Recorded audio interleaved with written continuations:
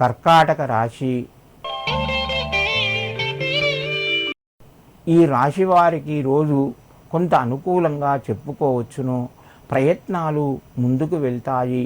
ధనానికి సంబంధించిన వ్యవహారాలు కొంత మీకు సంతోషాన్ని కలిగించే వార్తను వింటారు. కుటుంబ సభ్యుల మధ్యన సహకారము పెరుగుతూ ఉంటుంది. మిత్రుల ద్వారా కొంత సహాయాన్ని పొందుతారు. సమయానికి కొంత డబ్బు చేతికి వస్తుంది. దూర ప్రయాణాలు వాయిదా వేసుకోండి. కొంత అనుకూలత ఉంటుంది.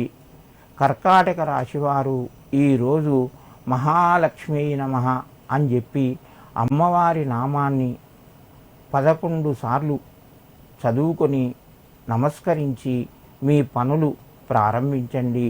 మీకు మరింత శుభయోగం కలుగుతూ ఉంటుంది. సింహరాశి.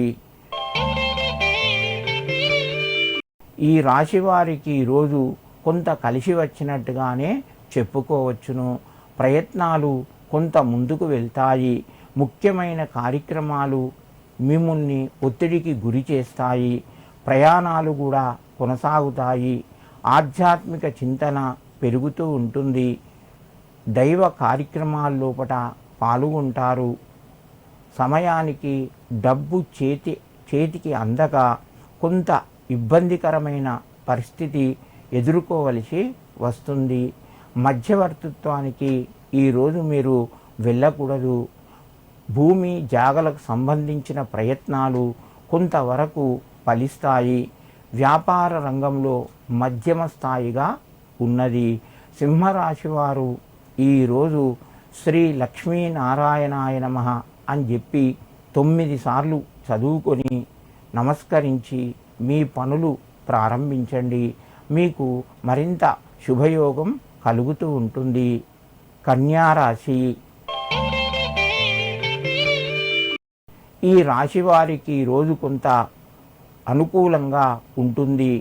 చేసే వ్యవహారాలు అనుకూలిస్తాయి. పనుల్లోపట విజయం సాధిస్తారు. నిరుద్యోగులకు అనుకూలంగా ఉంది. ఉద్యోగ ప్రయత్నాలు కొంతవరకు ఫలిస్తాయి. కుటుంబ సభ్యుల మధ్యన సహకారము మధ్యమ స్థాయిలో ఉంటుంది.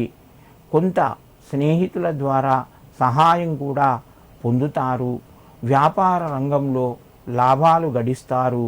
కన్యారాశి వారు ఈరోజు మహాలక్ష్మి అష్టకాన్ని చదువుకొని నమస్కరించి మీ పనులు ప్రారంభించండి.